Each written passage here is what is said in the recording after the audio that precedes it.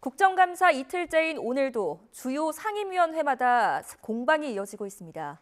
기재위에서는 부자감세 공방이, 또 문체위에서는 대통령 풍자 만화 등을 두고 여야 신경전이 뜨겁습니다. 국회 연결해 보겠습니다. 정유진 기자. 네, 국회입니다. 네, 오늘 기재위에서는 예상대로 부자감세 공방이 빚어졌다고요? 기획재정부에 대한 국정감사가 이틀째 이어지고 있는데요. 오늘은 재정당국의 조세정책, 특히 윤석열 정부의 세제 개편안에 대한 공방이 격화하고 있습니다. 야당은 윤석열 정부의 법인세, 종부세 완화 정책 등이 결국 부자감세 아니냐고 지적한 반면 여당은 법인세 인하는 이미 세계적인 추세라고 반박했습니다. 추경호 경제부총리 역시 감세 혜택은 대기업보다 중소, 중견기업에 돌아가는 혜택이 더 크다고 강조했습니다. 이번 세제 개편안, 특히 과세표준 3천억 이상에 대해 해당하는 100여 개 기업에 대한 법인세 인하, 이거 부자 감세 맞죠?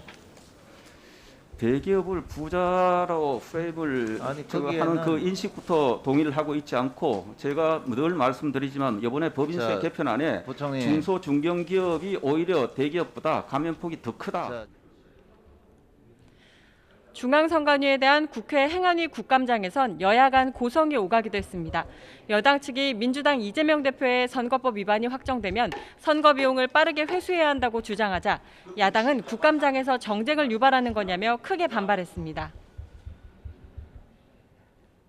언론에서는 434억 원에 대해서 어떻게 받느냐. 그런데 제가 제가 발의한 법안에 따르면 선관위에서 정당 보조금을 줄 때 그만큼 차감해서 줘도 된다, 이런 겁니다. 정말 이건 정쟁으로 몰고 가는 거다.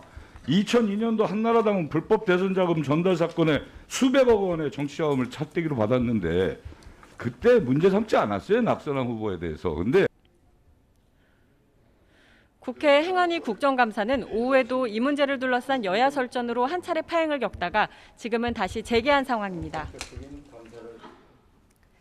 윤석열 대통령을 두고 풍자한 만화를 두고 어제 한 차례 여야 공방이 있었는데 오늘도 논쟁이 이어지고 있군요.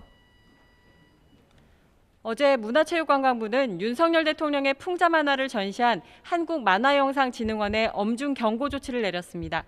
정치적 주제를 노골적으로 다룬 만화를 전시작품으로 선정했다는 게 이유였는데 국민의힘도 이런 작품에 공공기관이 포상까지 한 건 표현의 자유와는 별개의 문제라고 거듭 지적했습니다. 표현의 자유는 누구나 표현의 자유고 창작할 자유가 있죠. 근데 그것을 그 공공기관이 그 표창을 하고 예산을 받아 하는 건 문제가 있다고 봐요. 표현의 자유와 포상하는 건 별개의 문제지. 당연히 비판받아야 되지. 하지만 문체부 국정감사에서는 야당의 지적이 잇따르고 있는데요. 과거 풍자의 자유를 보장하겠다던 윤석열 대통령의 발언 영상에 이어 박근혜 정부 당시 문학의 블랙리스트 사건을 언급하며 정부를 압박했습니다. 이에 대해 문체부는 작품이 아닌 공공기관의 문제를 지적한 것이라고 반박하기도 했습니다. 대통령도 정치 풍자는 당연한 권리라고 했어요. 네, 당연한 권리입니다. 그건. 이 사건은 헌법상 표현의 자유와 관련 있는 문제에다가 대통령 뜻과도 배치돼요. 학생의 작품을 문제 삼는 게 아닙니다. 왜 순수한 예술적 감수성으로 영성을 쌓은 중고생 만화 공모전을 정치호용 공모전으로 변색시킨 만화진흥원에 대해서 장관님 지적을 합니다. 문체위에서는 이와 함께 문재인 전 대통령 부인 김정숙 여사의 2018년 인도 타지마할 방문을 두고 국민의힘이 문제 제기를 하기도 했습니다.